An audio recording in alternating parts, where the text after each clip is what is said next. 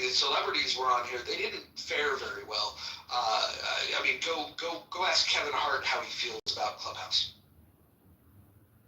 Kevin Hart got ridiculed in Clubhouse. Are you kidding? That is hilarious.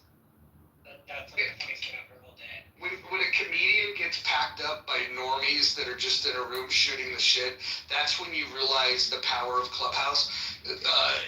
These rooms right here, it democratizes, your ability to join a conversation. Comedians, when they're on a stage and the light is on them and they have the microphone, they're really good at handling hecklers. But when they don't have the microphone exclusively and they don't have the light shined on them exclusively, all of a sudden they become very human. And it's amazing that the people in a room, of average or below average intelligence ripped that guy to shreds, and he's never come back. I have some Amber Rose recordings that did pretty well from this app, and if you listen to what Amber Rose says, not only is it insanely stupid, but it's racist and it's funny. But the Amber Rose recordings that I have and the shit that she would say was like cringe and incredibly stupid, but still fun nonetheless. And then sure enough, you see her in the Trump election campaign with her big forehead tattoo, and Amber Rose is endorsing Trump. It's a small world.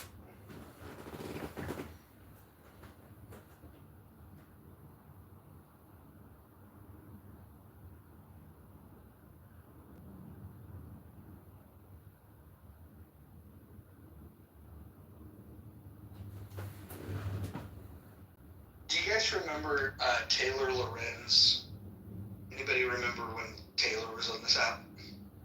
No? Okay, so Taylor Lorenz wrote, and I'll pin the article, it was in the New York Times, that this tiny app, is dangerous because it has unfettered conversations. That led to the creation of one of the better houses that this app's ever had, called Unfettered. And imagine complaining and writing an article that it's dangerous to allow people to have an unfettered conversation.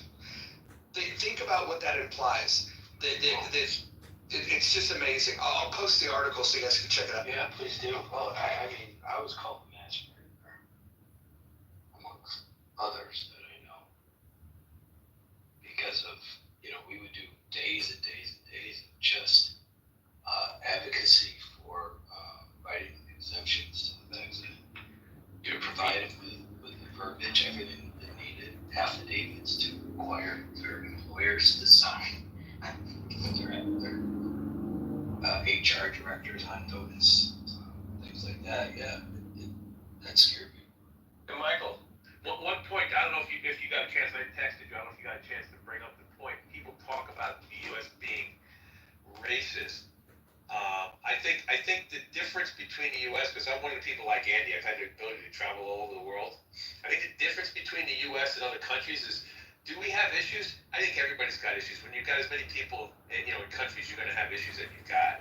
I think the main thing is that our ability to have open speech is something that we just don't understand that in other countries is not always there. Having traveled to other countries, including ones that are very locked down, people want to talk, and you'll find that the majority of people outside of the controlling entities in that country want the same thing we want. Everybody wants the same thing. I mean, they want to just be able to live their life, have their children grow up healthy and happy, and have a path forward for success. It's amazing when you see that. But when you come to the U.S. and you find, there's this discord. Well, the discord's there because we can talk openly. And you look at some of the discord nowadays, it can be very minor stuff that creates the discord. Where I think you need long term.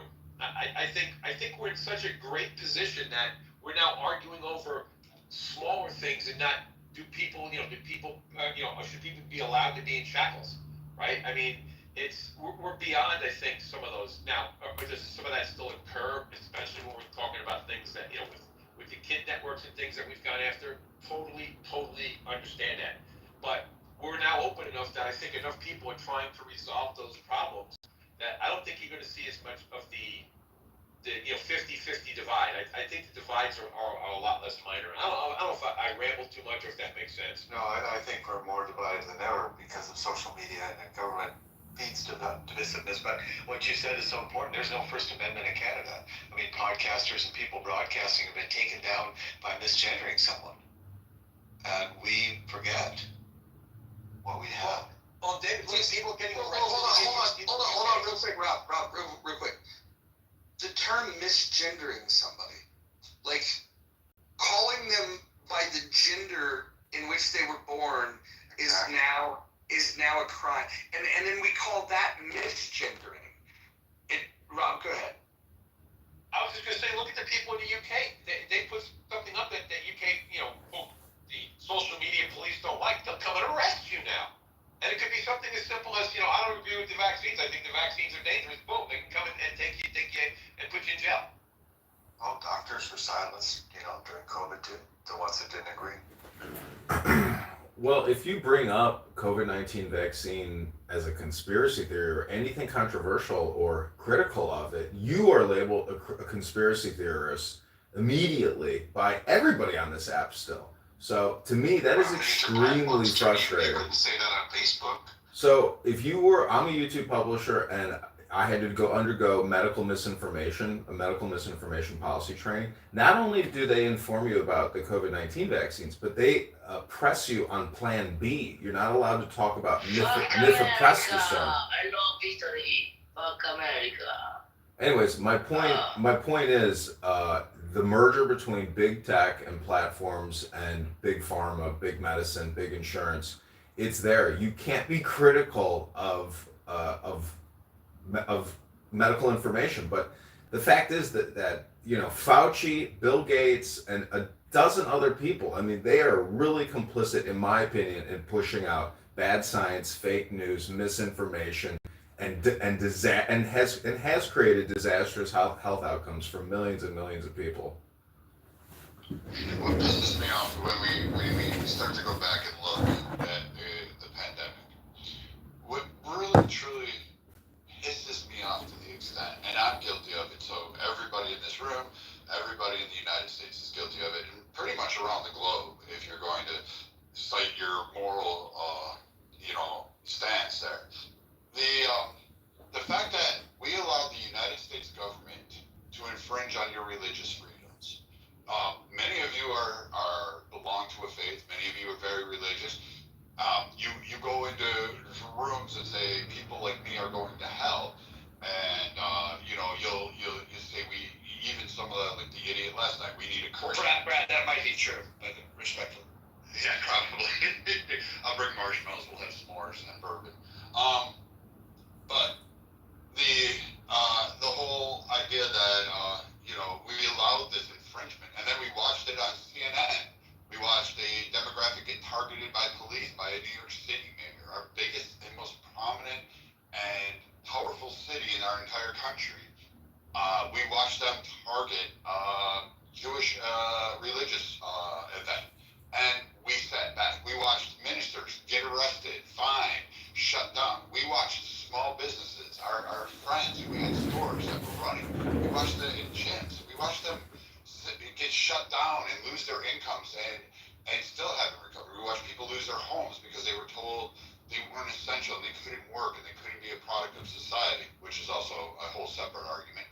And then furthermore, we interred elderly people who were in need of care, and we threw infected people into the rooms with them, and we gave a bailout to these care facilities. And we never held governors who granted this.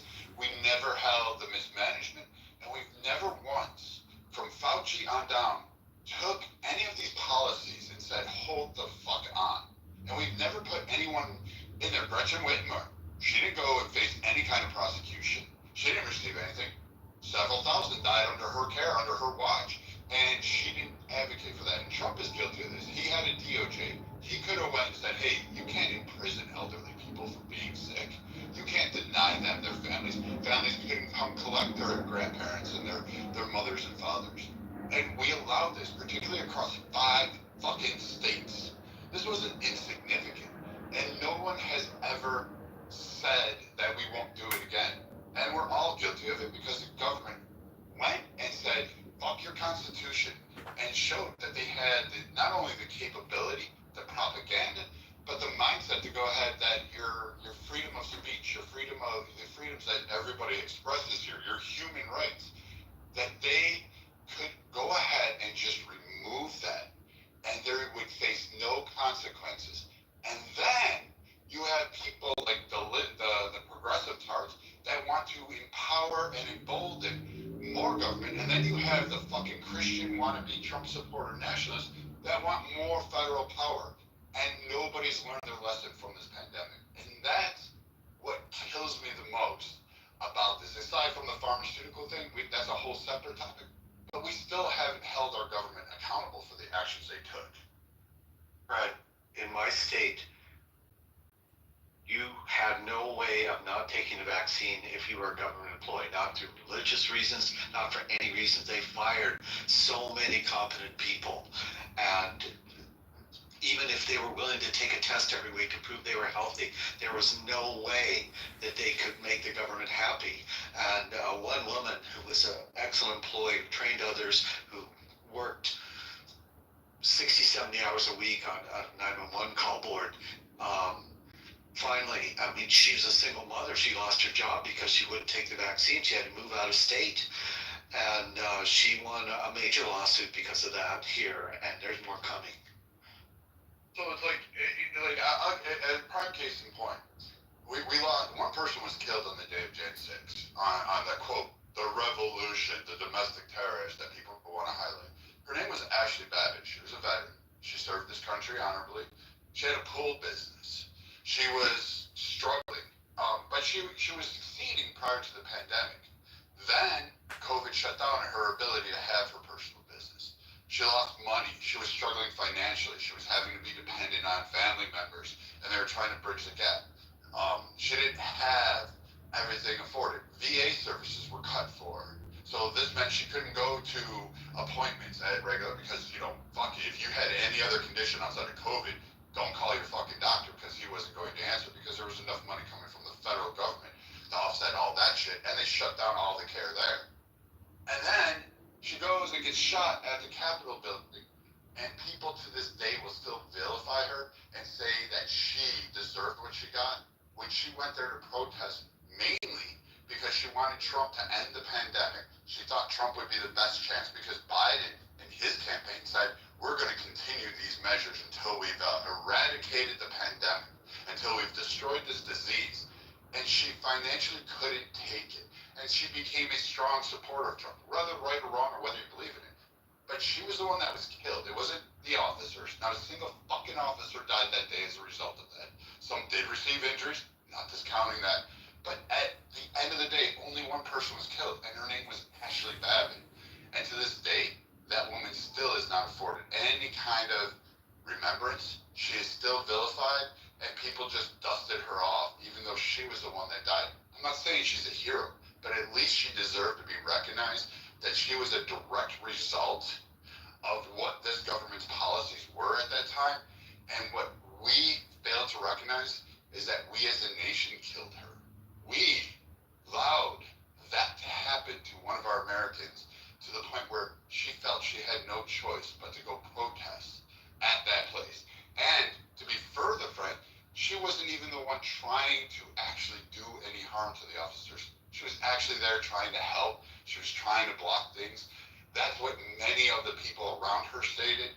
And we never even held the Capitol Police who fired the shot, the only shot fired that day. The only guy to discharge his weapon. Nothing happened. He was held as a hero. He was extolled. He was given fucking money. And we still to this day will not acknowledge that. And we face accountability as Americans. We let our kids down because we allowed the government to be able to seize that power. And if you think they won't in the future, they will again. I emphasize again, it is free to join my community. The stocks I share are also free. The techniques and strategies. We were afraid that day. I had a question. Basically, I don't feel like telling my story again because I did so many times in the past.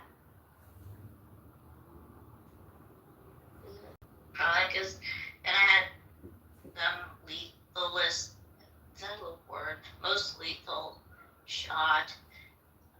McCullough figured out. I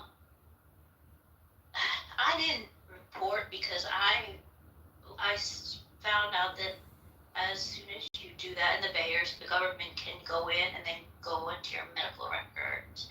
Not that I don't care, I don't want that. And then there's plenty of other people doing it. And all of mine were legit. It happened one day, months and months out, because the more fit you were, the longer it took to set in. And then they figured this out with like sisters and twins and stuff, and then the less like in shape they would get sick or maybe die faster. And the one day I woke up, not looked like there was another person growing on me, and I didn't have a head because you couldn't lift it. And I went to my PCP, and What the fuck are you talking about? I'm trying to say, ask American if that is still in the chat that he put. The coronavirus aid relief economics, is that still going for people that had legitimate illnesses from the poison put in them? That's what I'm talking.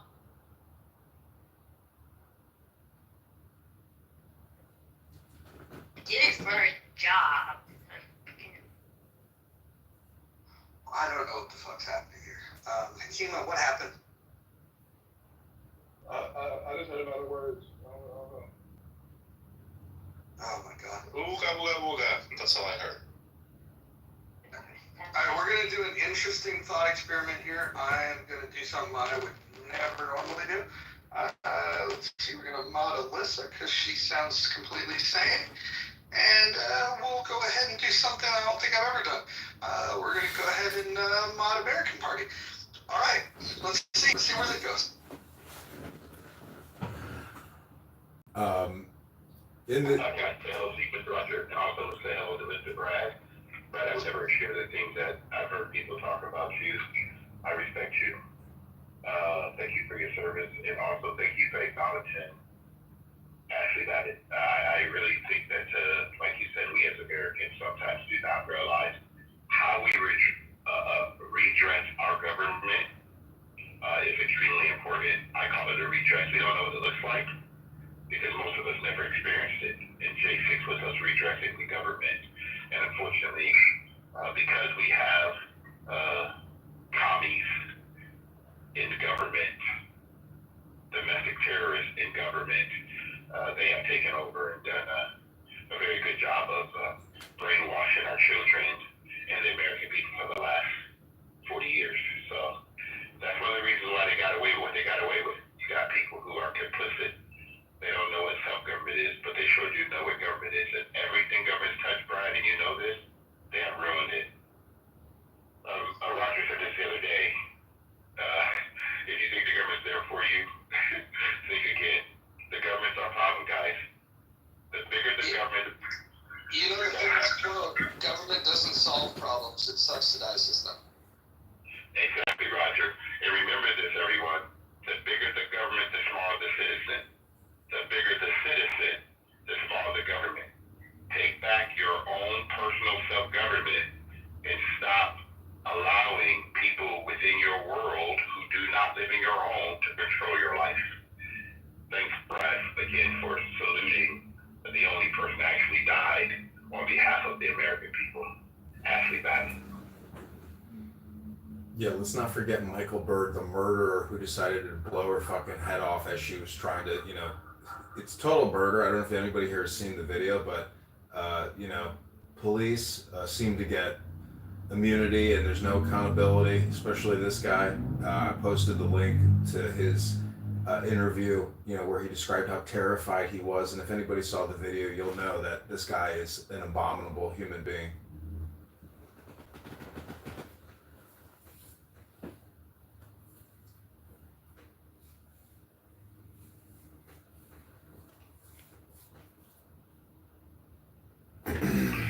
Roger, what made or makes Clubhouse great?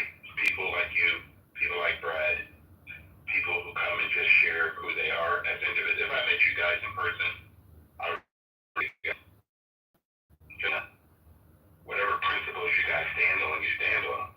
And I think that a lot of people, unfortunately, don't do that today. They don't stand for anything. They have zero principles. What's on the inside of us as Americans? Like I tell, especially, like I said, I lost my black card, guys. But Brad said the other day, I tell foundational black Americans, quote unquote, that America already has a foundation. We should adhere to our three documents: the Constitution, the Bill of Rights, and Declaration of Independence. Limited government.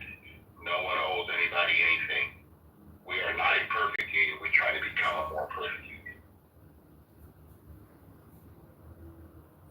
I don't know if you heard last night, but we got an interesting discussion from Bima, who is an anarchist, but she failed to really describe what her new government and new simulation or situation would look like. So when you say we need limited government, and the bigger the person, the smaller the government, or the larger the we, the people, the smaller the government, which is acting as a parasite, and we are the host. I mean, we want to diminish the size of this parasitic infection, which is sucking we, the people, dry. So, Edward, if you were, the president or the king of America, what would you do for we, the people? First, I would tell the we, the people, that they're responsible for the outcome of their own lives. And obviously, if we go back to community, I would let them know that whatever they need in their local community, what they need locally, they have the ability to elect their local officials that represent them, and they can hold them accountable. Accountability is important, guys, and I don't know what's happened in the United States. We hold zero people accountable. Here in California, they let you, well, thank God we passed Assembly Bill 36, where you can no longer just walk in the store and take up to $9,995, and they call it a misdemeanor. They don't realize these people who own these supermarkets and these stores actually are business owners. They're trying to take care of their own family. And any form of shrinkage hurts them. But we got smash and grab and young people out here because it's just no boundaries. So it's pretty sad. So as king of my own life, as king of my own world, I would tell people, be responsible for your own behavior. And if someone in America wants to reach out and help you when you make a morally bad decision, or you fall, or you lose your job, let's do that locally. Let's help each other locally. And let's get the government out of our pocket. That's my thought there, America. And also, you have more power as an individual than you actually think. I mean, it takes one clot to cause a heart attack, just one little anomaly. It takes time and it takes a lot of effort. It's like having a second job, but it can be done.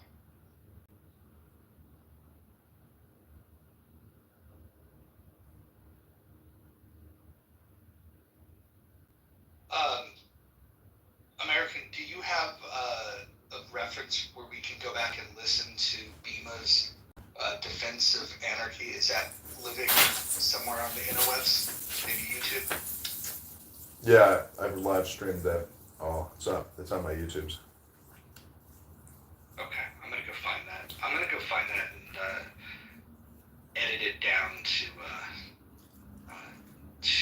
her lecture on anarchy. It's amazing.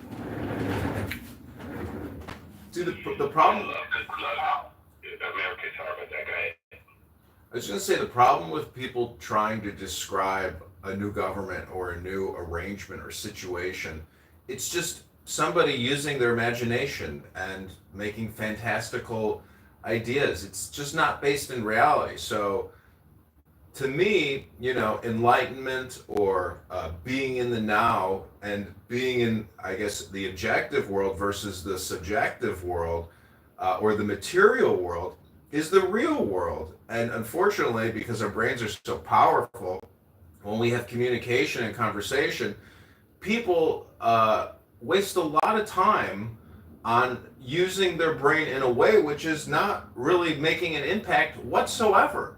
So it's a little bit like what our government does. The IRS, has 800 plus offices around this country. These are shakedown offices for the American people. These are not innovation centers or incubators or entrepreneurial education facilities. These are shakedown offices. These are parasitic facilities that shake down 18-year-old female Uber drivers. They have no money. These are shakedown facilities. So what I'm trying to say is that we, the American people, have to wake up and recognize a parasite when you can properly identify it and know it doesn't do any good for us. We have to reject it and diagnose it and treat it. And the best way to do that is really personal responsibility, but being social and being political. And this app, with regards to COVID-19, was just that. This was a response room, or this was a response platform to the mass vaccination and destruction of our genetic material and threatening us with loss of life. I worked at the Treasury Department. I was repeatedly warned, if you don't get your position and your livelihood will be terminated. I'd love to see those people held accountable for threatening me with loss of livelihood. But I resisted, and I wrote a religious exemption letter, and eventually, Trump was able to push it out, but not till much later. So the medical tyranny that we have lived in is a censorship tyranny. It is a platform, deplatforming tyranny. You, as an American, your rights to freedom of speech were absolutely and completely restricted. The censorship of your thoughts and your voice, that means you can't even have the thought if you can't have the voice. So it's not liberty, it's not freedom we've been living under, and I thank God Donald Trump won. Keep going. I was gonna say it's gonna be more and more censored, where they can find you on your phone. They can find you through just any sort of EMF device anywhere that's on you. And I could write them down, find out half of them, and they're the largest corporations that are working under this tyranny. This company, I won't say, CBS, Target, Apple, NBC, Shell, and McDonald's, and just say, I know that they aren't going to be happy. They won't be happy if they find people that are against their plan. But they don't go to say what they'll do to them. I mean, private businesses can't do much other than not